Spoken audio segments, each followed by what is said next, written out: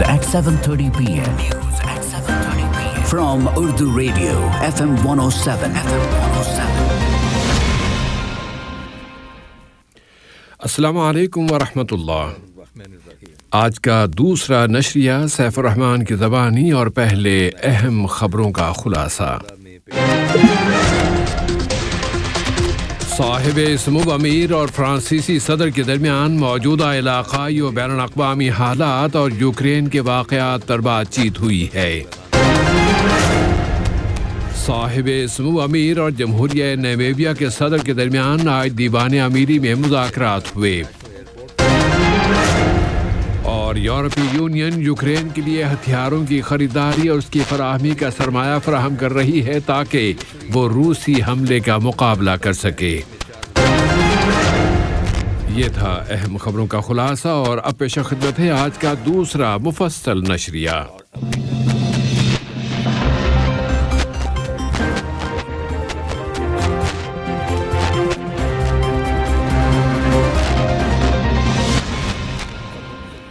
بسم اللہ الرحمن الرحیم۔ صاحب سمو امیر شیخ تمیم بن حمد آل ثانی نے آج دوست ملک جمہوریہ فرانس کے صدر ایمانوئل میکرون کی جانب سے ایک ٹیلی فون کال وصول کی۔ اس رابطے میں موجودہ علاقائی و بین الاقوامی حالات اور یوکرین کے واقعات کی تازہ ترین صورتحال پر بات چیت کی گئی۔ صاحب سمو امیر شیخ تمیم بن حمد آل ثانی اور جمہوریہ نامبیا کے صدر حاجی جینگوب کے درمیان آج صبح دیوان امیری میں سرکاری مذاکرات ہوئے۔ ان مذاکرات میں دونوں ملکوں کے باہمی تعلقات انہیں مختلف شعبوں، خاص طور پر انویسٹمنٹ یعنی سرمایہ کاری اور انرجی یعنی توانائی کے شعبوں میں فروغ دینے کے وسائل اور مشترکہ دلچسپی کے متعدد موضوعات پر بحث کی گئی۔ نائب وزیر اعظم و وزیر مملکت برائے امور دفاع ڈاکٹر خالد بن محمد العطیہ، نائب وزیر اعظم و وزیر خارجہ شیخ محمد بن عبد الرحمن آل ثانی، دیوان امیری کے سربراہ شیخ سعود بن عبد الرحمن آل ثانی اور وزیر مملکت برائے امور توانائی جناب سعد بن سریدہ الکعبی بھی آج کے ان مذاکرات میں شریک تھے، جبکہ نامبیا کی جانب سے وہاں کے وزیر دفاع و قدیم جنگجوؤں کے امور کے وزیر جناب فرانس کابونی اور وزیر توانائی و کان جناب ٹوم ایلونڈو بھی ان مذاکرات میں شریک ہوئے۔ اس سے قبل نامبیا کے صدر جب دیوان امیری پہنچے تو باضابطہ سرکاری طور پر ان کا استقبال کیا گیا۔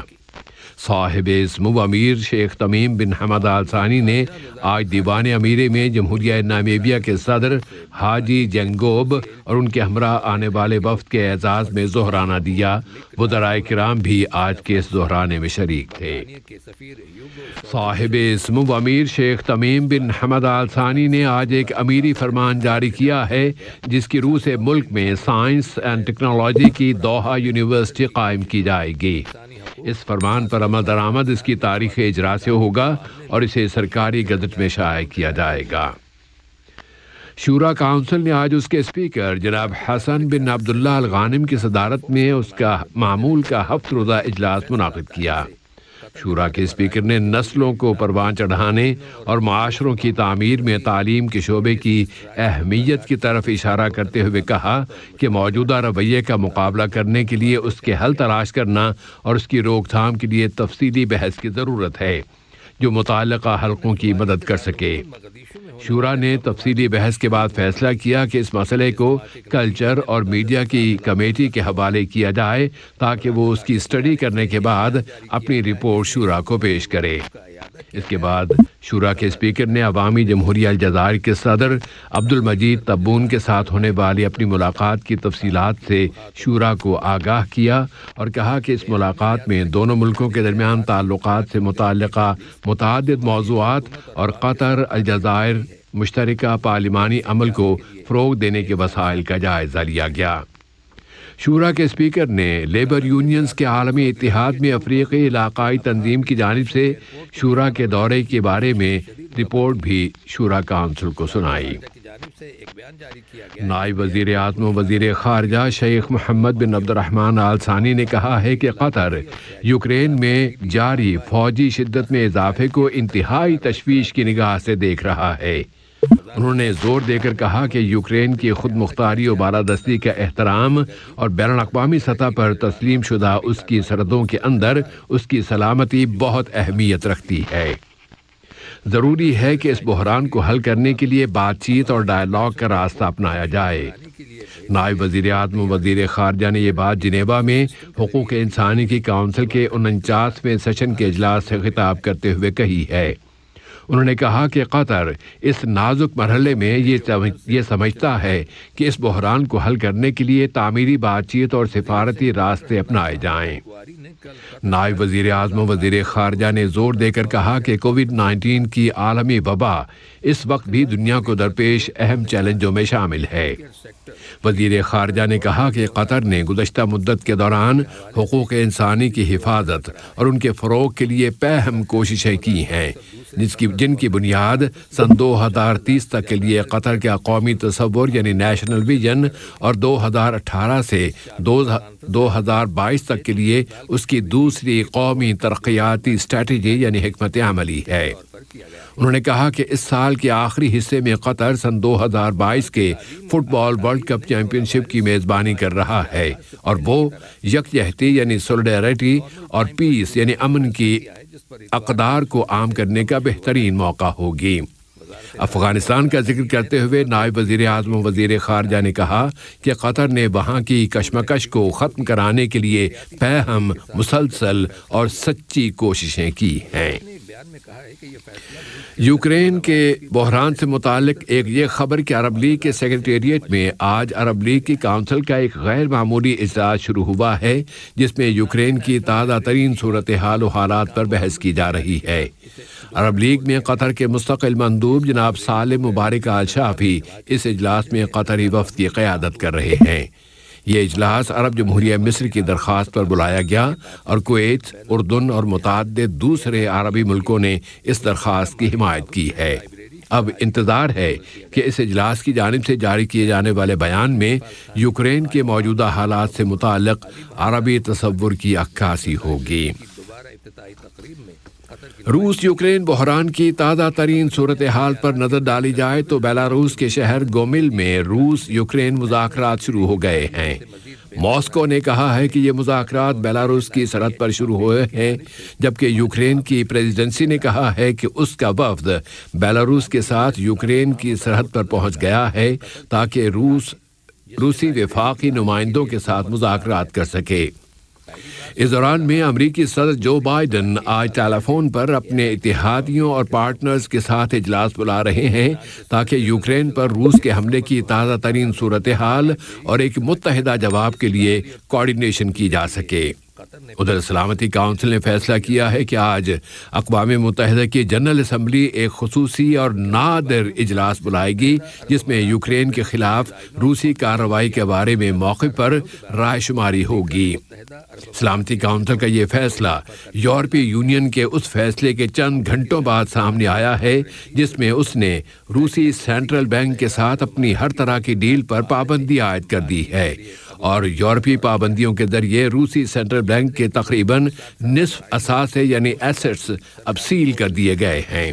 ان پابندیوں پر عمل درآمد آج سے شروع کر دیا گیا ہے۔ اب اس وقت مختلف محاذوں پر گھمسان کے معرکے برپا ہیں اور دارالحکومت کییو کے لیے کل کی رات بہت سخت تھی کہ وہاں ہر طرف دھماکوں کی گونج تھی اور اس کے شمال میں زبردست جھڑپیں اور یوکرین کے دوسرے شہروں میں زبردست لڑائیاں ہو رہی تھیں۔ دارالحکومت کییو کے قریب واقع ہوائی اڈے پر روسی حملوں کے نتیجے میں وہاں دنیا کا سب سے بڑا مال بردار طیارہ تباہ کر دیا گیا۔ روسی فوجیں دارالحکومت پر قبضہ کرنے کی کوشش میں تمام اطراف میں بمباری کر رہی ہیں۔ یوکرین کی پارلیمنٹ نے متعدد شہروں کے معرکوں میں شدت آ جانے کے بعد پورے ملک میں ایمرجنسی ڈکلیئر کر دینے کی منظوری دے دی ہے۔ یوکرین کے صدر وولودیمیر زیلنسکی نے زور دے کر کہا ہے کہ اب تک روس کے 4000 سے زیادہ فوجی قتل کیے جا چکے ہیں اور روس کو بھاری نقصان اٹھانا پڑا ہے، لیکن ان روسی نقصانات کا ہدف واضح نہیں ہے۔ ادھر روس نے بھی اعتراف کیا ہے کہ اس کی فورسز میں فوجی ہلاک اور زخمی ہوئے ہیں اور کچھ روسی فوجی یوکرینی فورسز کی قید میں ہیں۔ یوکرین کے چیف آف اسٹاف اتھارٹی نے کہا ہے کہ روسی فوجیں رہائشی علاقوں، فوجی اور سول ہوائی اڈوں اور انفراسٹرکچر یعنی بنیادی ڈھانچے پر زبردست گولہ باری کر رہی ہیں اور یوکرین کی سرزمین پر روسی فوجوں کے آگے بڑھنے کی تمام کوششیں ناکام ہو چکی ہیں۔ شہر خارکیف کے بارے میں بتایا گیا ہے کہ دوبارہ یوکرینی فورسز کے کنٹرول میں آ گیا ہے اور شہر سے روسی فوجوں کو مار بھگانے کا عمل جاری ہے، جبکہ بڑی تعداد میں اس کی فوجی گاڑیاں اور مشینیں تباہ کر دی گئی ہیں۔ اتھارٹی نے مزید کہا ہے کہ یوکرینی فوج اب مختلف کوریڈورز پر روسی فوج کے داخل ہونے کی کوششوں کا مقابلہ کر رہی ہے اور اس نے بحر اسود کے علاقے میں روسی فوجیوں کو چھاتوں کے ذریعے اتارنے کی کوشش ناکام بنا دی ہے۔ دوسری جانب مغربی اتحادیوں اور اقوام متحدہ نے صدر پوٹن کے اس اعلان کی مذمت کی ہے کہ ایٹمی فورسز کو انتہائی حد تک الرٹ کر دیا جائے۔ قطر کے لیڈنگ رولز اور کرداروں پر زور دیتے ہوئے امریکی وزارت توانائی میں بین الاقوامی موسمیاتی دفتر اور صاف ایندھن کے دفتر کے ایک سابق اہلکار اور صاف انرجی کے تحقیقاتی یونٹ کے ڈائریکٹر پول رائڈن نے وائٹ ہاؤس میں پریزیڈنسی کی انتظامیہ اور قطر کے درمیان جاری پیش کی مذاکرات کی اہمیت پر زور دیا ہے کہ روس یوکرین منظر عام میں آنے والی تبدیلیوں میں یہ مذاکرات بہت اہمیت کے حامل ہیں۔ انہوں نے مائع قدرتی گیس یعنی لیکوئڈ نیچرل گیس کے شعبے میں قطر کی حکمت عملی اور اس بحران اور اس کے اثرات کے حوالے سے مستقبل کے تصور کو بہت اہم بتایا ہے۔ انسانی سطح پر اقوام متحدہ کی حقوق انسانی کی کونسل نے آج یوکرین کی درخواست پر اس ہفتے اس کونسل کا ہنگامی اجلاس بلانے کی منظوری دے دی ہے، جس میں روسی فوجی آپریشن پر بحث کی جائے گی۔ حقوق انسانی کے بارے میں اقوام متحدہ کی ہائی کمشنر میشیل باشیلٹ نے اعلان کیا ہے کہ یوکرین میں روسی فوجی آپریشن شروع ہو جانے کے بعد سے اب تک وہاں 100 سے زیادہ سول باشندے قتل اور 300 سے زیادہ دوسرے زخمی ہو چکے ہیں۔ ملک میں صحت کی صورتحال کے بارے میں وزارت صحت نے اعلان کیا ہے کہ ملک میں کورونا وائرس کے مزید 311 کیسز رجسٹر ہوئے ہیں، جبکہ مزید 586 مریض اس بیماری سے اب شفا پا چکے ہیں۔ اس کے بعد ملک میں اس بیماری سے شفا پانے والوں کی کل تعداد اب 3,53,139 ہو گئی ہے۔ وزارت صحت نے بتایا ہے کہ 2 اور مریض اس بیماری میں چل بسے ہیں، جن کی عمریں 73 اور 76 برس تھیں۔ ملک میں اس وائرس سے متاثر ہونے والوں کی تعداد میں مسلسل کمی کے بعد اب آج رات سے یہاں سے سفر کرنے والوں اور قطر واپس آنے والوں کے لیے کووڈ-19 سے متعلقہ نئے اقدامات پر عمل درآمد شروع ہو گیا ہے۔ وزارت صحت اس اپڈیٹ کا پہلے ہی اعلان کر چکی ہے۔ اہم خبروں کا خلاصہ ایک مرتبہ پھر۔